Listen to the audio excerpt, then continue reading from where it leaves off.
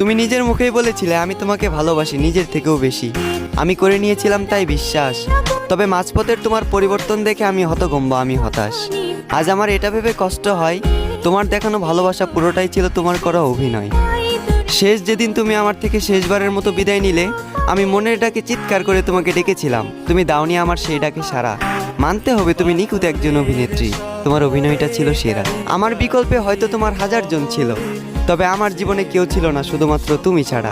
আজ তুমি অন্যের হাত ধরে পূর্ণতার পথে হাঁটো, আর আমি ব্যর্থতার পথে হাঁটি একা দিশেহারা। আমার বয়সটা খুবই অল্প, আর এই অল্প বয়সে বুকে জমা আছে দুঃখ শত শত। তোমার অভাবে প্রতিনিয়ত আজ আমার চোখে ঝরে অশ্রু, বর্ষার বাদ ভাঙা স্রোতের মতো। তোমার করা আঘাতের যন্ত্রণাটা ছিল ঠিক তেমন, দুর্ঘটনায় ছটফট করে মৃত্যুর যন্ত্রণাটা যেমন। ভাগ্যিস পুনর্জন্ম বলতে কিছু হয় না, যদি পুনর্জন্ম বলতে কিছু হতো তাহলে আমি সেজন্মে তোমার পিছু নিতাম। ভালোবাসার অভিনয় করে একদিন ছেড়ে যেতাম, তোমাকে বুঝিয়ে দিতাম বিচ্ছেদের ব্যথাটা আসলে কেমন।